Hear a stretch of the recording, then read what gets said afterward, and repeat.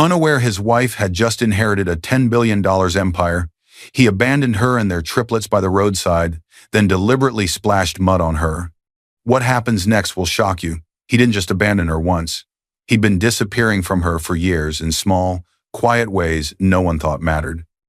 He abandoned her in the cruelest way possible, not behind closed doors, not with words whispered in anger, but on the side of a dark road with their 3 children watching. By the time the courtroom went silent, by the time the judge reviewed the footage, granted full custody, and approved the filings that would dismantle his life piece by piece, Daniel Carter still didn't fully understand what he had done, because long before the court, long before the lawyers, long before the public collapse, he made his most wicked decision in a moving car, on a night he thought would end like any other argument. That night, Daniel pulled over suddenly not far from a small 24-hour gas station whose flickering security cameras he never even noticed. He accused his wife Evelyn of being useless. He called her dead weight. He said the children deserved better than her. Then his phone rang. He answered it on speaker. A woman laughed on the other end. Silence swallowed the car. Minutes later, Daniel shoved a suitcase onto the roadside, ordered Evelyn and their 10-year-old triplets out, and climbed back into the driver's seat. But abandonment wasn't enough for him. As Evelyn stood there stunned, holding her children close, as the kids tried to understand why their father wasn't coming back, Daniel sped away. And just before disappearing into the dark, he swerved deliberately into a deep roadside puddle near the gas station entrance. Mud and dirty water exploded upward, soaking Evelyn from head to toe, splashing across the children's clothes, their faces, their silence. That moment was not an accident. It was chosen. What Daniel didn't know, what he never bothered to ask, was that, just hours earlier, Evelyn had quietly signed the final documents confirming her full control of a self-made business empire, now formally transferred to her name through an inheritance structure worth $10 billion. He thought she was dependent. He thought humiliation was power. He thought cruelty was free. While mud dried on her clothes and fear settled in her children's eyes, Evelyn learned something far more dangerous than anger. She learned how exposed he really was. What followed wasn't screaming, wasn't chaos, wasn't revenge the way he imagined. It was evidence, documents. Time-stamped footage from the very place he had left her, court filings, and when the truth finally surfaced, it didn't just shock him, it buried him. Dear viewers, thank you for being here. If you watch without subscribing, it's like letting her silence be mistaken for weakness again. When you subscribe, you stand with every woman who was humiliated and underestimated, every child protected by courage, and every quiet mind that chose strategy over despair. The screen opens on silence so heavy it almost feels dangerous. Evelyn Carter sat completely still at a small wooden desk in the corner of a modest rented home. The walls were thin. The furniture was simple. Nothing in the room suggested wealth. The only light came from a desk lamp with a flickering bulb. Its glow revealed a cracked laptop screen filled with numbers, rows of financial dashboards, international transfers, logistics maps, and silent alerts ticking upward. No shopping sites, no social media, no distractions, just control. Evelyn was 36 years old. To the neighbors, she was a tired wife and a stay-at-home mother. To her children, she was safety. To her husband, she was almost invisible. And to a network of companies spread quietly across borders, she was the final authority. She leaned forward, eyes sharp but calm, fingers moving with practiced ease. Every number made sense to her, every decision was measured. This wasn't a hobby. It was a system she had built long before anyone called her Mrs. Carter. A small notification blinked at the corner of the screen. Transfer documents received, pending court validation. Evelyn reviewed one last line, then entered a secure confirmation code. When the final alert settled and the status changed to submitted, she exhaled slowly, as if releasing a breath she had been holding for years. She closed the browser tab and minimized the dashboard, leaving only the cracked desktop behind. Beneath the desk was a locked drawer. Evelyn reached down and opened it with a small key she wore on a thin chain under her shirt. Inside were 3 things: a second phone unmarked, always silent unless it mattered; a stack of legal documents under a different last name, Evelyn Hale; and a simple gold ring, worn thin, engraved on the inside with 4 words, built, not inherited. The irony wasn't lost on her. The lawyers would call what she was about to receive an inheritance, but she knew every dollar had been built in years no one else had stayed up for. She touched the ring with her thumb, just once. Long before Evelyn became a wife, she had already built an empire. She had learned early that power survived longer when it stayed quiet and when it was shielded behind trusts, holding companies, and signatures no one else in the house bothered to ask about. The story of that power did not begin in comfort. Years ago, Evelyn had been a young woman sleeping in her car between warehouse shifts. She taught herself logistics by watching freight schedules. She learned coding through free online forums late at night, sitting in parking lots, using borrowed internet. She studied finance by reading discarded textbooks and asking questions no one wanted to answer. When her first company finally took shape, it wasn't glamorous. It solved one small supply chain problem others ignored, then another, then 10 more. She sold it quietly, took no interviews, and vanished before anyone could attach a face to the success. Her second venture was larger, smarter, hidden behind holding companies and silent partners. It scaled internationally, piece by piece, never drawing attention. Evelyn made sure of that. She watched powerful men boast, marry, and then lose everything: love, family, trust, because money changed how people looked at them. She promised herself she would never let that happen. When she met Daniel Carter, she never told him the full truth. Daniel was 39 then, ambitious, charming, and quietly insecure in ways he didn't yet understand.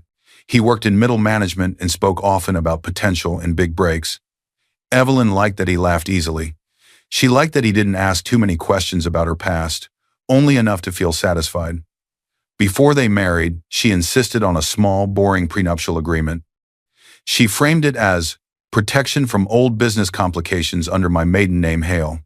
Daniel signed quickly, grateful she wasn't asking for anything from him. He never asked what, exactly, she was protecting. She chose love over exposure, silence over pride. And when they married, she locked Evelyn Hale away in paperwork and encrypted accounts. Now, years later, their triplets, Lucas, Noah, and Emma, were asleep in the next room. All three were 10 years old, born minutes apart. They were old enough to sense tension, old enough to notice silence, but still young enough to believe their mother could fix anything. Evelyn stood quietly and walked to their doorway. She watched them sleep, her expression softening. This was the part of her life she never regretted. Not once. Behind her, a door creaked. Daniel leaned against the hallway wall, phone in hand. His tie was loose. His face carried the familiar mix of irritation and distraction. "Why are you always awake?" he said, not unkindly, but not caring either. "You're always tired, Evelyn, and you don't even work." The words landed harder than he realized, only because they landed on the very night she had just confirmed paperwork that would quietly move a $10 billion structure fully into her control. Evelyn turned slowly to face him. She studied his posture, the way his eyes never lingered on her long enough to truly see her. She thought of the contract she had signed that week, the systems she kept running, the lives her decisions quietly supported. She said nothing. Daniel scoffed lightly, already distracted by a message on his phone, and walked away toward their bedroom. Evelyn returned to the desk. She closed the cracked laptop carefully. The screen went dark, reflecting her face calm, unreadable, steady. She slid the drawer shut and locked it. Somewhere on the second phone, out of sight, a new message appeared from a contact labeled Hale Trust, Legal. She didn't open it yet. In the silence that followed, one truth hung in the air, unseen and unspoken. Daniel believed his wife was weak, and very soon that belief would cost him everything. The morning did not begin gently. It began with noise, movement, and pressure, life pressing forward whether anyone was ready or not. Evelyn was already awake when the alarm rang. She moved through the kitchen with practiced urgency, packing lunches with one hand while flipping through homework pages with the other. 3 lunchboxes sat in a neat row on the counter, each labeled in careful handwriting, Lucas, Noah, Emma. The triplets, 10 years old, each different in ways that had nothing to do with minutes shuffled into the kitchen. Lucas, the oldest by birth order, was serious and observant. Noah was restless, always tapping his foot. Emma noticed everything but said little. Evelyn knelt to tie Noah's shoelaces, tightening the knot just enough so it wouldn't come undone. "Don't forget your math quiz," she said softly. "I won't," Noah replied. though his eyes flicked toward the hallway. Daniel Carter stood there, leaning against the wall, scrolling through his phone. His suit was pressed, his watch expensive, but his expression carried a constant edge of dissatisfaction that no new tie or promotion ever seemed to soften. He barely looked up. "Why is the kitchen always a mess in the morning?" he muttered, though nothing was out of place. Evelyn didn't answer. She never did when the comments were designed to land, not to start a conversation. She moved to Emma, smoothing her hair and adjusting the strap of her backpack. "You okay today?" Evelyn asked. Emma nodded, then hesitated. "Yes," she said quietly. Daniel sighed loudly, finally putting his phone down. "You know," he said, "other families manage mornings without all this chaos." Evelyn paused. Just for a moment. She believed love was shown in consistency. Daniel believed love was shown in convenience. The thought settled heavily in the air. As the kids gathered their bags, Evelyn handed Daniel his coffee. He took it without thanks, already distracted by another message lighting up his screen. The glow reflected in his eyes. A brief, private smile crossed his face before disappearing just as quickly. Evelyn noticed. She always noticed. As the door closed behind the children, the house fell into a quieter rhythm. Daniel adjusted his tie and glanced around. "You should think about doing something with your time," he said casually. "I mean, you're home all day." Evelyn nodded once. She did not remind him of the speaking invitations she had declined under her maiden name, the board meetings she had stepped away from, the long encrypted calls she took in silence after the children slept, under the name Hale that he never bothered to understand. A memory surfaced uninvited. A flashback of Evelyn standing alone in a quiet hallway years ago, phone pressed to her ear, listening to an assistant say, "They're asking if you'll take the role publicly, Miss Hale," and Evelyn answering, "No, not now. I've just gotten married." Another memory followed. Lucas struggling with reading. Emma crying at night, afraid she was too slow. Noah getting into fights because he couldn't explain himself. Evelyn chose to stay home with them. She always chose them over visibility. Daniel grabbed his jacket from the chair. As he lifted it, Evelyn caught a scent that didn't belong to the house. Light, floral, expensive, perfume. Her eyes flicked to the collar. The fabric was clean, carefully cleaned. She said nothing. Daniel caught her look and smirked before she spoke. "You're imagining things," he said. "You worry too much." He laughed lightly, as if it were a joke. Then, as he headed toward the door, he added, "You know, I see women online all the time, rich women who don't even understand their place. Money ruins them." The words landed sharp and careless. He had no idea he was talking to one. Evelyn watched him leave. The door shut. Silence returned. Later that afternoon, Evelyn sat at the dining table helping the kids with homework. Lucas read aloud, stumbling over a word. Evelyn waited patiently. "You're doing fine," she said. "Take your time." From the hallway, Daniel's voice echoed as he walked in, laughing into his phone. His tone was lighter than Evelyn had heard in months. The call ended quickly when he noticed them watching. "Who was that?" Noah asked innocently. Daniel shrugged. "Work." Emma looked at her mother. Her eyes lingered on Daniel's phone, still glowing faintly in his hand. Dinner passed with forced normalcy. Daniel complained about expenses, about being underappreciated at work, about how tired he was. Evelyn listened. She always listened. After the kids went to their rooms, Emma returned quietly and stood beside Evelyn at the sink. "Mom?" she whispered. Evelyn turned. Emma leaned closer, her voice barely audible. "Why does Dad smile at his phone like that, but never at you anymore?" Evelyn's hands froze in the water. She didn't turn around right away. The question hung between them, heavy and dangerous. Somewhere in the house, Daniel's phone buzzed again. And this time, Evelyn did not look away. The laugh was wrong. It was too loud, too free, and it didn't belong to the man who came home every night irritated and distant. Daniel Carter leaned back in his office chair, head tilted slightly, his phone resting against his ear as he laughed again, easy, careless, alive. Around him, the office buzzed with low conversation and the clicking of keyboards.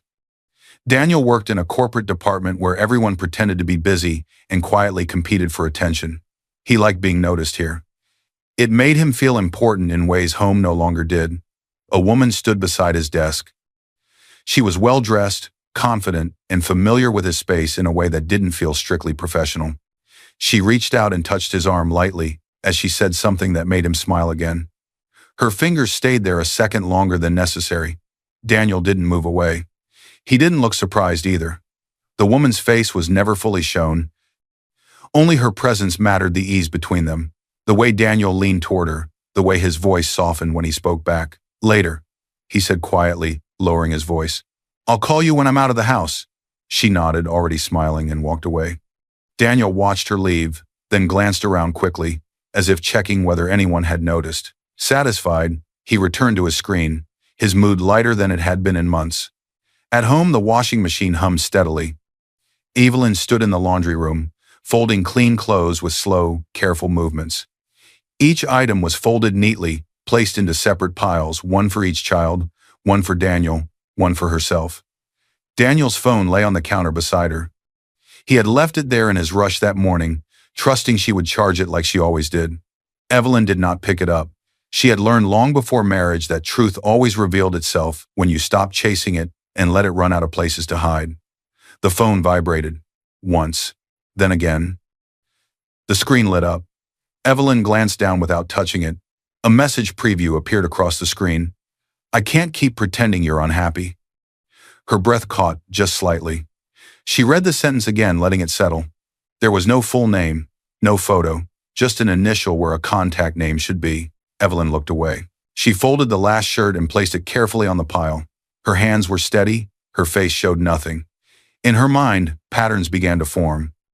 Daniel's irritation at home, the sudden complaints about money, the unfamiliar perfume, the smiles he no longer shared with her but saved for someone else. She had seen this before, not in her own life, but in the lives of powerful men she had once worked alongside as Evelyn Hale. Men who believed they deserved admiration simply for existing. Men who grew restless when their reflections stopped praising them. Evelyn wiped her hands on a towel and pushed the phone slightly farther away. She did not open the message. Not yet. That night, Daniel came home late. He dropped his keys louder than necessary, as if announcing his presence. Evelyn sat on the couch, helping Emma with a school project. The children looked up when Daniel walked in. Hey, he said, distracted, already loosening his tie. He kissed Emma's head absently, then disappeared into the bedroom with his phone still in his hand. Evelyn watched him go. Later, when the house was quiet and the children asleep, Daniel sat on the edge of the bed, typing quickly on his phone. He turned slightly away, angling the screen from view. Evelyn lay beside him, eyes open, staring at the ceiling. She didn't ask who he was talking to. She didn't need to. A flash of memory surfaced years ago. Evelyn sitting across from an older businesswoman during a private meeting under non-disclosure agreements. The woman had said, "When a man starts lying to himself, the lies spill everywhere. Your job is not to chase them. Your job is to wait." Evelyn had remembered that advice ever since. The phone buzzed again. Daniel smiled. Evelyn noticed. The next day, Daniel left early, unusually cheerful. In his rush, he forgot his phone again. This time, Evelyn picked it up. She didn't unlock it. She didn't scroll. She didn't invade. She simply looked at the notifications stacking on the lock screen. Messages, missed calls, the same initial, the same tone. Her heart didn't race. It slowed. Evelyn placed the phone back exactly where she found it. She walked to the window and watched Daniel's car disappear down the street. In the quiet that followed, a single question echoed in her mind, steady and sharp. How long had this been happening? Somewhere far from the house, a woman laughed softly into her own phone, unaware that her shadow had just crossed the wrong life. And somewhere very close, Evelyn began to count not days, not weeks, but patterns. Because the next time Daniel left, he wouldn't be leaving with only his secrets.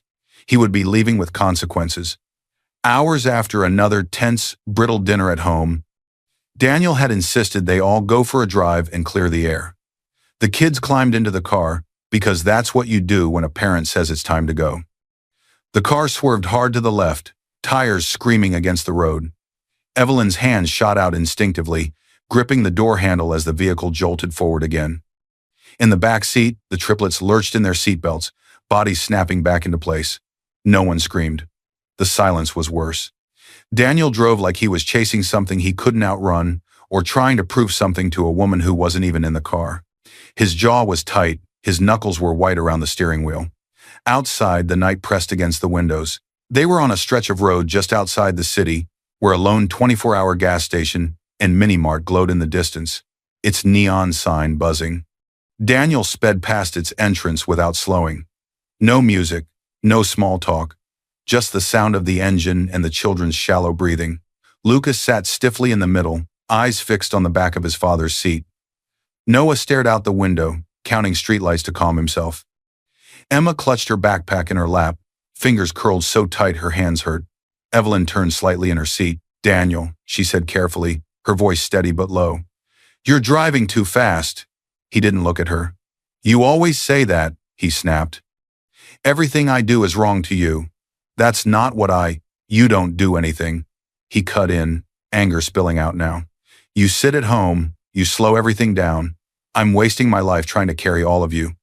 The words landed like blunt force.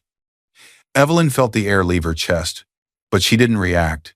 She glanced at the children in the mirror. Lucas's jaw tightened. Emma looked down. "Please," Evelyn said quietly. "Not in front of them." Daniel laughed once, short, bitter. "They deserve honesty," he said. "They deserve better energy than this, than you." The road stretched ahead, empty and dark except for the faint glow of the gas station they had just passed. For a moment, it seemed like the argument might fade into silence. Then Daniel's phone rang. He glanced at the screen and answered. He didn't turn off the speaker. A woman's voice spilled into the car light, amused, intimate. "Did I call at a bad time?" She laughed. "You disappeared so fast." The sound of her voice filled the space between them. The children froze. Evelyn didn't move. She didn't speak. She didn't breathe. Daniel realized too late. He fumbled with the phone, swore under his breath, and ended the call. The damage was already done. Noah shifted uncomfortably. Emma's eyes darted between her parents. "Who was that?" Lucas asked, his voice barely above a whisper. Daniel slammed his hand against the steering wheel. "That's it," he said sharply. "I'm done." Up ahead, a side road curved off near the gas station's side entrance. Security cameras sat high on poles, red lights blinking lazily, details Daniel never noticed. He pulled the car over without warning. Gravel and loose asphalt crunched loudly beneath the tires as the car skidded to a stop at the edge of the lot, just inside the camera's view. Evelyn turned to him fully now. "Daniel," she said, her voice still calm, though her heart was pounding. "This isn't the time. Let's go home. We can talk." "There is no home," he snapped. "Not with you." He jumped out of the car and yanked open the trunk. The night air rushed in, cold and sharp. He grabbed a suitcase and threw it onto the ground at Evelyn's feet. "Get out," he said. "All of you." The children stared at him in disbelief. "Dad?" Emma whispered. Daniel didn't look at her. Evelyn stepped out of the car slowly, placing herself between him and the children. "Daniel, stop," she said. "They're scared." "This isn't who you are," he scoffed. "You don't know who I am anymore," he said. "And I don't want this life." She tried one last time. "We can fix this," she said quietly. "For them." Daniel slammed the trunk shut. "I'm choosing myself," he said, like a line he had rehearsed. Evelyn turned back to the children. "Stay close to me," she said softly. Daniel got back into the car without another word. The engine roared to life. For a brief second, it seemed like he might hesitate, like he might look back at their faces framed in the harsh parking lot light. He didn't. As the car sped away, Daniel swerved deliberately toward a deep puddle at the edge of the road where the gas station's runoff collected. Water and mud exploded upward, drenching Evelyn and the children in a cold, filthy wave. The force knocked Emma backward. Noah gasped. Lucas clenched his fists, too stunned to move. On the gas station building, a security camera caught everything. The stop, the suitcase, the children, the splash. Another camera above the pumps captured the angle of his license plate as he drove off. The car disappeared into the night. Silence rushed in behind it. Mud dripped from Evelyn's hair, her coat, her hands. She stood there, soaked and shaking, her arms instinctively wrapping around the children. Cruelty didn't need anger. Sometimes it just needed permission. The road was almost empty. Distant headlights passed far away on the main highway. The gas station windows glowed, but no one stepped outside yet. Emma's lip trembled. "Mom," Lucas said slowly, his voice breaking as he looked up at her. Are we homeless now?" Evelyn looked down at her children, their faces streaked with mud and fear under the buzzing security lights. She opened her mouth to answer. And somewhere deep in her bag, the second phone began to vibrate softly once, then again. She didn't reach for it yet. First, she tightened her grip on her children, because the night wasn't finished with her. Not yet. The bathroom door of the gas station slammed shut behind them. Evelyn locked it with shaking hands, then leaned her back against the cold metal door, as if it were the only thing holding the world together. The fluorescent lights above flickered harshly, humming like they might go out at any moment. After Daniel's car had vanished, she had made 3 choices in quick succession. Hold the children, grab the suitcase, walk toward the only light she could see. The gas station wasn't far. 10 minutes on foot felt like an hour, but the path was lit enough to keep the kids moving. A tired attendant at the counter had stared for a moment at their mud-streaked clothes, then silently handed over the bathroom key without a question when Evelyn asked. Now the triplets stood in front of her, mud-streaked, silent, terrified. Lucas's jacket was soaked through. Noah's hands trembled as he tried to wipe dirt from his jeans. Emma's hair was tangled with dried mud, tears cutting clean lines down her cheeks. "Don't move," Evelyn said quickly, her voice firm but gentle. "I've got you." She turned on the sink and pulled paper towels from the dispenser, soaking them under warm water. Her movements were controlled, almost precise, too precise for someone who had just been left on the roadside. Years of crisis management in warehouses and boardrooms had taught her how to function when other people froze. She knelt in front of Emma first, wiping her face slowly. "It's cold," Emma whispered. "I know," Evelyn replied softly. "It won't be for long." She cleaned Noah next, then Lucas, working quietly, methodically. She didn't rush, she didn't panic, she didn't cry. Inside, something was hardening. A woman who had once negotiated with shipping companies in 3 time zones at once knew this feeling well. The moment when shock ended and decisions began. When the children were as clean as she could make them, she reached into her bag for spare clothes. She always kept a small emergency set for each child, leftover habit from long drives and unpredictable days. Her hand brushed against something smooth and solid at the bottom. The second phone. It vibrated. Once. Evelyn froze. The sound was soft, but it cut through the room like a blade.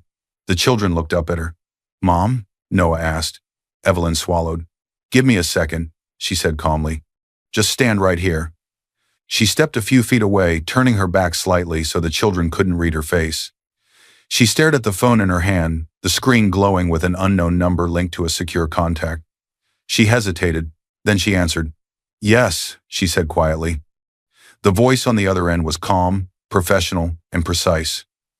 "Miss Evelyn Hale," the man said, "we've been trying to reach you.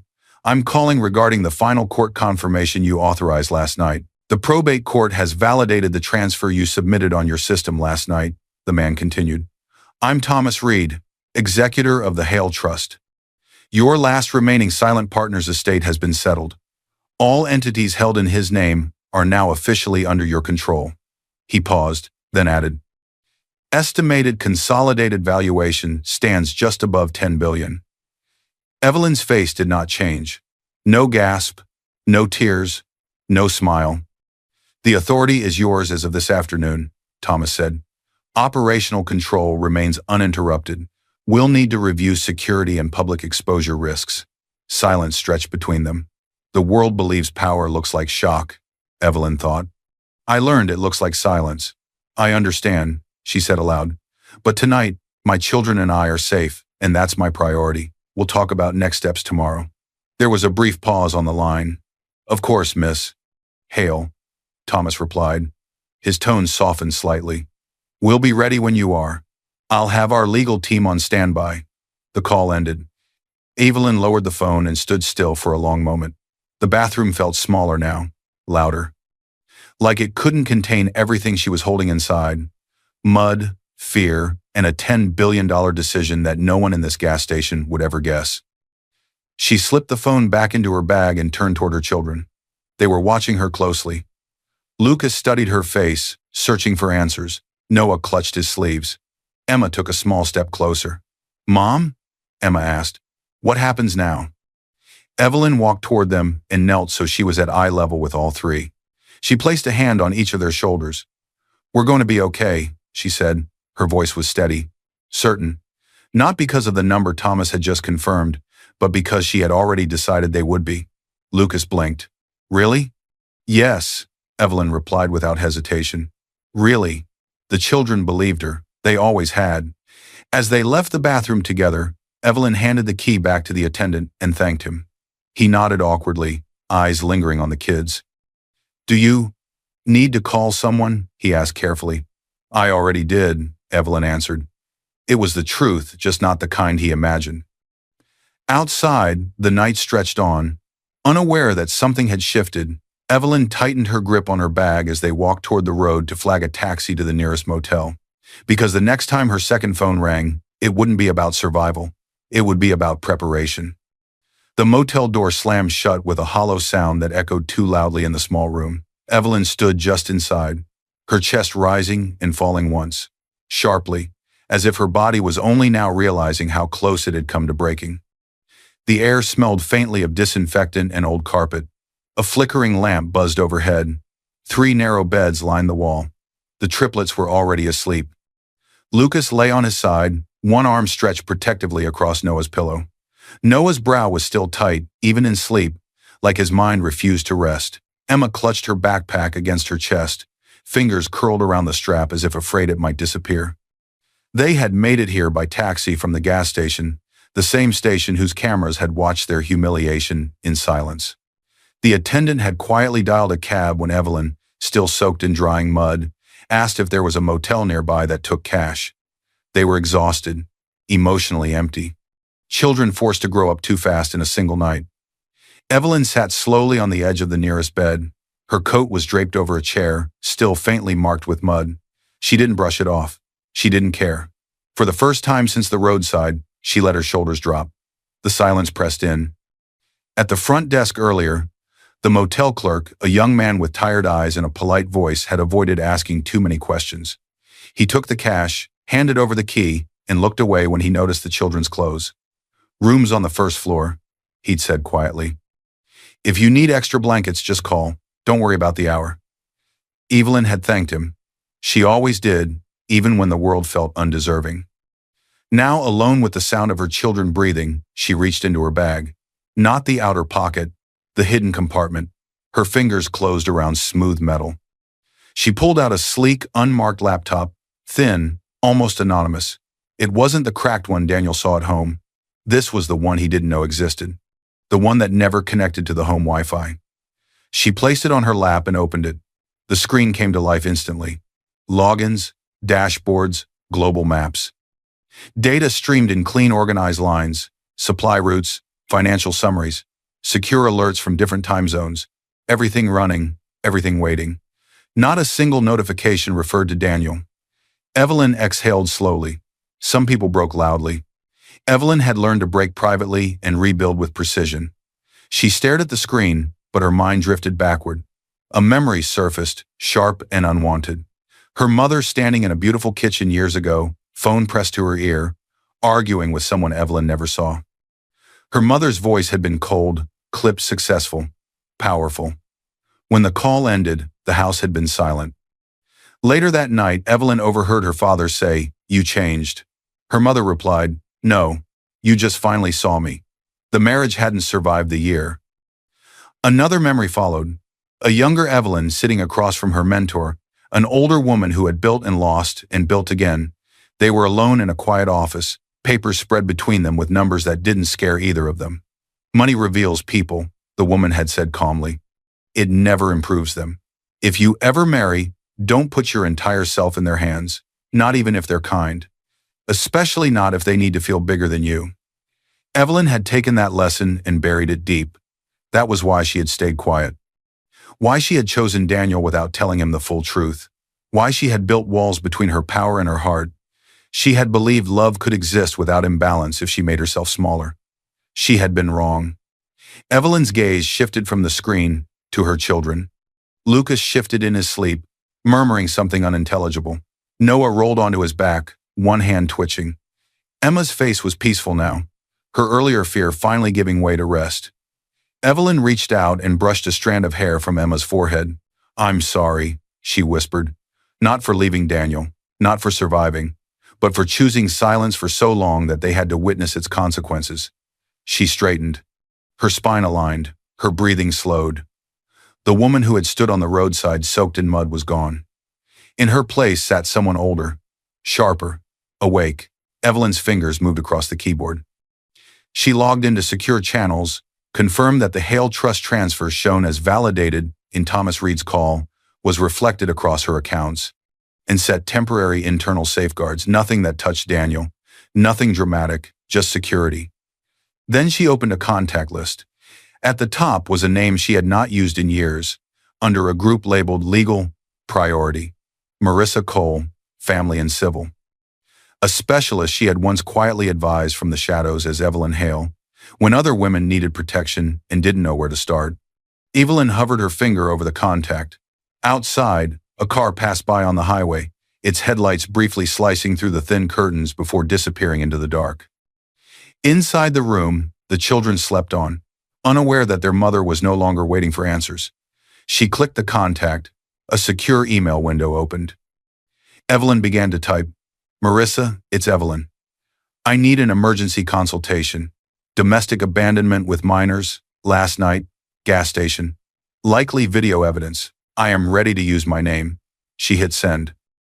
Then, with a smaller, older phone, the second phone from her drawer, she left a short, precise voicemail on Marissa's encrypted line. "Marissa, it's Evelyn Hale. I've stayed quiet for years. I can't anymore. Call me as soon as you're able." She ended the call. Somewhere across the city, in a dark apartment, another phone began to ring and buzz, this time not hers. Because the next voice Evelyn spoke to would not ask what happened. It would ask what she wanted to do about it. The door closed with a soft click that sounded final. 2 days had passed since the roadside. 2 days of motel coffee, gentle explanations to 3 10-year-olds, and quiet logistics changing the kids' school absence notes from "family emergency" to "we're safe now." Now, Evelyn sat at the center of a narrow conference table in a quiet office that felt deliberately unremarkable. White walls, neutral carpet, no artwork, no signs of wealth. The kind of place designed so nothing distracted from decisions that change lives. Across from her sat Marissa Cole, the divorce and family attorney, early 40s, posture straight, expression controlled, eyes sharp with experience. Marissa wasn't dramatic. She was efficient, the kind of woman who didn't raise her voice because she never needed to. To Evelyn's right sat Thomas Reed, executor of the Hale Trust and longtime guardian of her financial anonymity. He was in his 60s, calm and precise, with the demeanor of someone who had guarded secrets longer than most people kept friendships. His job was simple: protect what Evelyn had built. At the far end of the room stood a man who had not yet spoken. The private investigator leaned quietly against the wall, hands folded, eyes observant. His name was Jordan Hayes, and his presence was subtle but heavy. He was there to prove what others would try to deny. Evelyn rested her hands on the table, fingers relaxed. Her face was composed. No anger, no sadness, only focus. Marissa slid a folder toward her. "Abandonment with minors," Marissa said calmly. "Documented location, time-stamped, multiple angles from the gas station's cameras. We'll file for emergency custody today. If you want to explore criminal charges," she added, "we can speak to the prosecutor's office. With this footage, they'll at least take a meeting." Evelyn shook her head once. "Not yet," she said. "I want the children safe, the divorce clean, and the noise as controlled as possible. If we escalate beyond that, it will be because they need it, not because I'm angry." Evelyn opened the folder without hesitation. Inside were printed stills from a security video Jordan had retrieved within hours of her call. Grainy but unmistakable. Daniel's car, the roadside edge of the gas station lot, the children stepping out, Evelyn standing between them and the road, and then another still. The splash of mud. Evelyn closed the folder gently. "Good," she said. Marissa nodded once. "Emergency custody first, then the divorce petition. He'll be served formally once we have the order in motion. He won't see this coming in its full shape." Thomas adjusted his glasses. The inheritance is fully validated, he said. All entities are now under your control, as we confirmed on the phone. We've already ring-fenced the holdings in a manner that keeps them clearly separate from your marital assets. He's not on a single document. Evelyn didn't look surprised. And Daniel? She asked, not with bitterness, just clarity. He has no legal claim to your companies or the trust, Thomas replied. The prenup and the trust structure hold. He may attempt to argue for a share, but the documents and timelines are not in his favor. Evelyn nodded, absorbing the information with quiet acceptance. There was no celebration in her expression, no relief, just order. Marissa leaned back slightly. Before we proceed further, I want to be clear. This will likely become public. Not because we want attention, but because abandonment cases with clear footage often attract it, especially once filings become part of the record. Evelyn met her eyes. My children's faces will push to have identifiable details limited, Marissa said. But the fact of what he did may still surface. Evelyn considered that for a moment, then nodded slowly. I won't hide what he chose. I just won't let them be used. The private investigator, Jordan, stepped forward for the first time. He placed another folder on the table, thicker than the first. Security footage from the gas station is secured, he said quietly. Original files, notarized copies, and chain of custody documentation.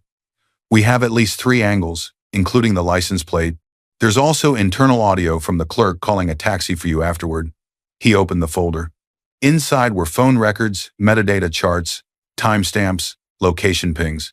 His phone, Jordan continued, was at the same locations as the other device, the one registered to Chloe, from late evenings through early mornings at least twice a week for the last 4 months. Evelyn's jaw tightened almost imperceptibly. And finances, Jordan added, flipping another page. He's been diverting small but consistent amounts from the joint account to a separate account, then using that card for hotel stays, restaurants, and transfers that line up with his meetings with her. Nothing enormous individually, but the pattern is clear. Marissa nodded. That helps establish intent and misconduct. Evelyn closed her eyes for just a moment. She remembered Daniel complaining about money, about being underappreciated, about sacrifice. The lie had never been poverty. It had been entitlement. She opened her eyes again. Proceed, she said softly. The word landed with more weight than any anger. Marissa began organizing the documents, already planning next steps, slotting each piece of evidence into the right motion, the right affidavit. Thomas checked his watch, then looked back at Evelyn. There will be reactions, he said carefully. From him, from his employer, from people who only know one side of the story. I know, Evelyn replied. I'm not afraid of reactions. I'm afraid of staying where we were. She stood, smoothing the front of her coat. Jordan hesitated, then reached into his bag once more. There's one more thing, he said. He placed several photographs on the table. Daniel, laughing, sitting close to a woman at a cafe. Her face turned just enough to be recognizable now, her hand resting on his arm. Another image, Daniel and the same woman entering a small hotel lobby. The timestamps lined up with the phone data. The intimacy was unmistakable. Evelyn looked at the photos. She didn't flinch. She didn't speak. She simply stared at the images for a long moment, as if memorizing them not with pain, but with purpose. Marissa watched her carefully. Are you sure you're ready to carry this all the way through? It will be a process. Hearings, paperwork, statements. Evelyn slid the photos back into the folder. Yes, she said calmly. I've been ready longer than he knows. She picked up her bag. As she walked toward the door, Jordan asked quietly, Do you want him confronted directly? We can have someone approach him. Evelyn paused. No, she said. Let him stay comfortable a little longer. Let him believe nothing has changed. She opened the door. Behind her, plans were already moving, filings preparing, evidence aligning. Ahead of her, Daniel was still smiling at his phone, still unaware that every step he took was now being recorded, not by her anger, but by the system she'd put in place long before he ever called her dead weight. And very soon, comfort would become the most dangerous thing he had left. Because the next time Daniel laughed, it would be the last time. He didn't know why. The first notification hit Daniel Carter's phone like a spark. He ignored it. 2 weeks had passed since the night on the roadside. Evelyn hadn't called. His lawyer hadn't yet reached him with anything he chose to take seriously. In his mind, it was a big fight, nothing more. She'd cool off. She always did. Daniel sat at his desk with an easy confidence he hadn't felt in years. His chair leaned back slightly. His coffee was still warm. His tie was loose in a way he believed made him look relaxed, important, irreplaceable. Across the desk sat Chloe, the woman who made him feel admired again. Early 30s, polished, sharp-eyed. To Daniel, she was excitement, validation, escape. She laughed at something he said, brushing her fingers lightly against his wrist. Then his phone buzzed again. Daniel glanced down. Another notification. Then another. Then another. The phone wouldn't stop. He frowned and picked it up, his screen filled with messages, missed calls, alerts. Group chats lighting up faster than he could read them. Some from colleagues, some from numbers he didn't immediately recognize. "What is that?" Chloe asked, her smile fading.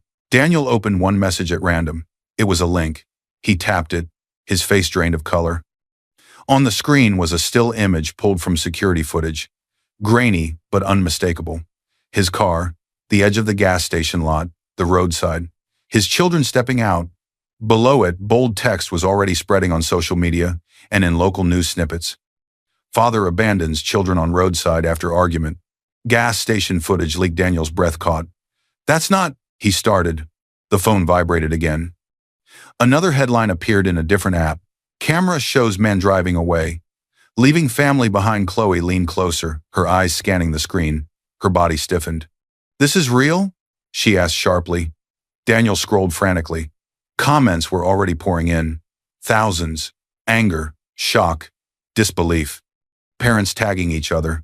Advocacy pages sharing the clip as a warning. Someone had slowed the footage, zoomed in, replayed it with captions. Then came the second clip.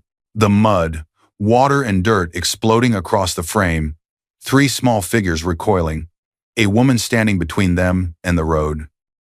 Chloe pulled her hand away from Daniel's arm, as if burned. "You said she was dramatic," Chloe said quietly. Her voice was no longer playful. "You said she made things up, that you were trapped." Daniel swallowed hard. "I didn't know there were cameras," he said. "This is being taken out of context. She's obviously..." He stopped. Even he heard how weak that sounded. Chloe stared at him. "You drove away," she said, "with your kids standing there." Daniel looked around. People were staring. Coworkers had stopped typing. Phones were out. Whispers spread through the open office like smoke. "Is that him? Oh my God. That's Daniel, right? The one from marketing?" Daniel stood up too fast, knocking his chair back. "It's a setup," he said, louder than necessary. "My wife is unstable. She's trying to ruin me because she doesn't want me happy." No one answered. Another notification popped up, this time from a legal news alert one of his colleagues had forwarded. Divorce and emergency custody filed in family court. Documents cite abandonment, with minors. Chloe's face hardened. "You said she was dependent on you," she said. "You said she couldn't manage without you. This doesn't look like a woman who can't manage." Daniel opened his mouth. Nothing came out. A third alert followed. A parent advocacy account had posted a blurred version of the gas station footage with a caption. "If you recognize this man, he works somewhere. His employer should see this." Daniel's hands began to shake. "How is this public?" he muttered. "This isn't supposed to be public. This is evidence or something. They can't just..." Across the room, his manager stood up and walked quickly toward him. "Daniel," the man said, keeping his voice low but firm. "My office. Now." Chloe stepped back. "I can't be part of this," she said, already gathering her bag. "You told me you were trapped, that she didn't understand you. This isn't trapped. This is you." "Chloe, wait," Daniel said, panic rising. "You don't understand. This is just a bad angle. It's..." She looked at him one last time. "No," she said. "I understand perfectly." She walked away. Daniel followed his manager down the hallway, every step heavier than the last. Phones followed him, eyes followed him. His name was already being typed into search bars, not as a professional contact, but as a warning. Inside the manager's office, the door closed. The silence was thick. The manager turned his screen toward Daniel. The same footage, the same headlines. Alongside them, an internal email from Human Resources, flagged urgent with the subject line, employee conduct and potential reputational risk. This is serious, the manager said. We've been notified of a pending court case in these videos. We're placing you on immediate leave while we investigate. Daniel nodded quickly, words tumbling. I can explain. It's not what it looks like. She's using the courts. She's using money she doesn't even. He stopped. He remembered the executor's name from one of the articles. Hale Trust. Something twisted in his stomach. The manager didn't respond to his excuses. Outside the building, notifications continued to spread, shares multiplied, opinions hardened. Far away, in a quiet rented space Daniel had never bothered to learn the address of, Evelyn sat with her children, her phone face down beside her. She did not watch the footage. She didn't need to. She knew exactly what had been released and by whom. Jordan had sent a copy to Marissa. Marissa had attached it to emergency filings, and somewhere along the way, a blurred version had found its way into public hands. Not at Evelyn's request, but not against her wishes either. The truth was doing what it always did when given space. It was moving faster than lies. Back in the office, Daniel wiped his forehead. When can I come back to work? He asked nervously. The manager didn't answer right away. He reached for the phone on his desk instead. Human Resources, he said into the receiver. Yes, he's here. We need to finalize the suspension notice, effective immediately. Daniel didn't hear the rest, because the door was still closed. And for the first time, Daniel Carter understood something too late. Comfort disappears quietly, and consequences do not. The courtroom doors closed with a sharp sound that echoed through the room like a warning. Everyone fell silent. It had been several weeks since the motel, since the leaked video, since Daniel's suspension from work. The public noise had started to fade into the background. What remained was this room, this day, and the people who had authority to decide what happened next. Daniel stood stiffly beside his lawyer, his suit pressed but wrinkled at the shoulders, his face pale from nights without sleep. He kept adjusting his tie, then his cuffs, then his hands. Nothing felt right anymore. Across the room sat Evelyn. She wore no jewelry, no bright colors. Just a simple blouse and jacket, a calm expression, and steady posture. She sat beside Marissa, hands folded neatly in her lap, eyes forward. The triplets were not present. This room was not for children. The judge entered. All rise. Everyone stood. Everyone sat. The air felt heavy, tight, like the room itself was holding its breath. The judge nodded toward the screen. Let's begin with the evidence submitted by petitioner's counsel, they said. The lights dimmed slightly. The footage began to play. First, the roadside at the edge of the gas station lot. Daniel's car stopped abruptly. The trunk opened. A suitcase hit the ground. Evelyn stepped out, placing herself in front of the children. The triplets stood close together, confused, frozen. The courtroom remained silent. Then came the second clip. The mud. The splash hit the screen violently, water and dirt exploding outward, the children flinching, Evelyn standing still, shielding them. Daniel's car sped away. The video ended. No one spoke. The judge raised a hand. That will be enough, they said quietly. Daniel's face collapsed. He felt exposed and cornered, but even now he framed it as a terrible look, a mistake caught on camera, not as the night he shattered his children's trust. His jaw trembled. His eyes darted around the room, searching for something: sympathy, doubt, mercy. There was none. He turned slowly toward Evelyn. For the first time in years, he really looked at her, not as a tired wife, not as someone behind him, but as a stranger he no longer understood. Evelyn met his gaze calmly, then looked back to the judge. Marissa stood and addressed the court, outlining the abandonment, the emergency custody already granted temporarily, and the request to make it permanent. She spoke of the children's stability at school since moving, their therapy appointments, the absence of any attempt from Daniel to check on them beyond what his lawyer advised. Every word was precise, every claim supported with documents, timestamps, and reports. Then something shifted. The judge glanced at another file.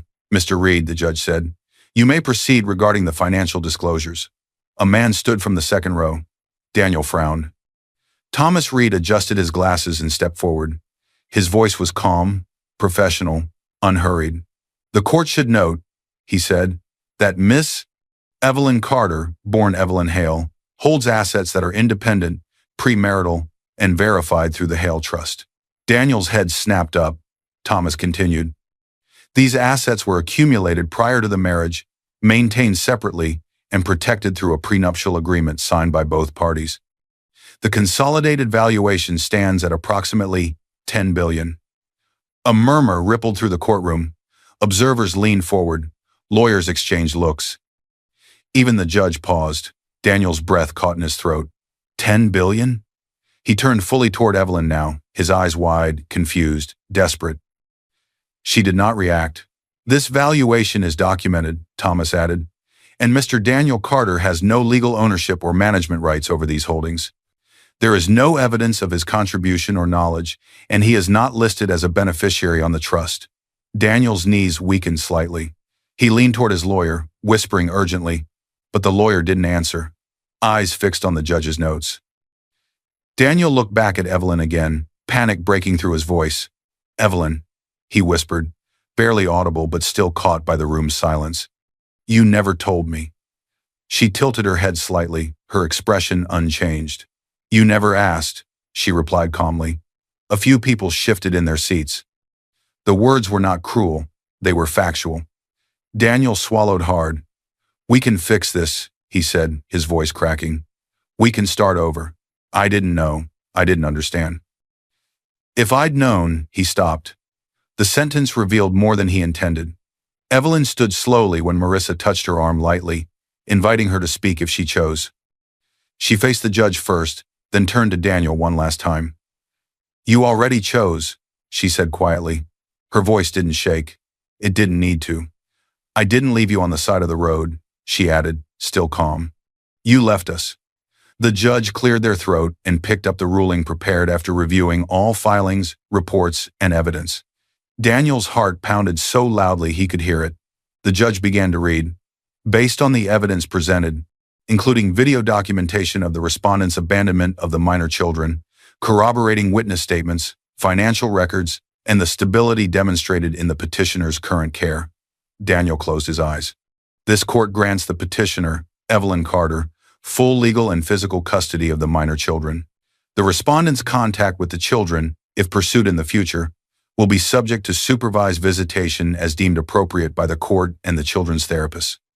Daniel's stomach dropped. The judge continued. Furthermore, the court finalizes the dissolution of marriage on grounds of abandonment and marital misconduct. The respondent will provide child support as calculated under statute, adjusted to his income, current or future, and any failure to do so will be enforced accordingly. The petitioner's separate estate and trust interests remain her sole property. The gavel did not fall yet, but the decision was already complete. Daniel gripped the edge of the table to steady himself. Across the room, Evelyn simply exhaled. Not in relief, just in acknowledgement. The judge lifted the gavel. When it came down, it sounded like the closing of a door on a life that no longer existed. The judge's gavel came down hard. The sound echoed through the courtroom like the final punctuation at the end of a sentence no one could rewrite. Daniel stood frozen as the words settled in divorce granted, full custody awarded to Evelyn, financial responsibility assigned to him within whatever income he might manage to keep. His lawyer leaned in to whisper something about appeal options and compliance, but Daniel didn't hear it. His ears rang. His mouth felt dry. Everything he thought he still had vanished in a few calm sentences, spoken by someone who did not know him and did not need to. Across the room, Evelyn stood quietly. She didn't smile. She didn't look relieved. She simply nodded once, as if confirming something she had already accepted long ago, that the moment he drove away from that gas station, their marriage ended. Today only made it official on paper. Daniel tried to catch her eye. She didn't look back. Days passed quickly after that, too quickly for Daniel. His temporary suspension from work became permanent. The HR email used the word terminated and cited reputational concerns in violation of conduct standards. Joint accounts were frozen by court order long enough to be divided fairly her share. Transferred out, his reduced by legal fees and obligations. Friends stopped answering messages. Invitations disappeared. The group chat that used to light up his phone went silent. When he posted a long defensive message online, the only responses were from strangers who had seen the video and didn't believe him. Even Chloe was gone. No goodbye. No argument, Just a quiet block and unanswered calls. Absence was louder than confrontation. Daniel moved into a small, nearly empty apartment. Boxes sat unopened. The walls were bare. At night, he replayed moments in his head, the car, the roadside, the mud, but each time, the memory stopped just before he could change anything. Because he couldn't. Far away from him, life moved forward. Evelyn stood outside the courthouse holding a manila folder. Inside were official documents, custody orders, finalized divorce papers, legal confirmations about the Hale Trust and her assets. They felt heavier than they looked, not because of what they awarded her, but because of what they acknowledged. Reality. The triplets waited nearby, in a separate corridor where they hadn't had to hear the details. Lucas stood tall, trying to look strong. Noah bounced on his heels, his old nervous energy returning slowly. Emma held Evelyn's hand tightly, as if afraid that letting go might somehow undo everything that had just been decided. "Is it over?" Emma asked softly. Evelyn knelt in front of them. "Yes," she said, "it is." They didn't cheer, they didn't celebrate, they simply breathed. Later that day, Evelyn packed their few remaining things from the modest house they once shared. The landlord didn't ask questions when she ended the lease early. The car she used was still the same one Daniel had always thought they could barely afford. There was no rush, no drama, just quiet movement. As they drove, the road opened ahead wide, clear, filled with light, not leading to a palace, not leading to revenge, just forward. Evelyn glanced at the rearview mirror. The children were talking softly now. Normal things, school, food, a dog they wanted someday. Whether they could repaint their new room's walls. She listened, letting their voices settle her. For the first time in a long while, her shoulders relaxed. Power hadn't saved her.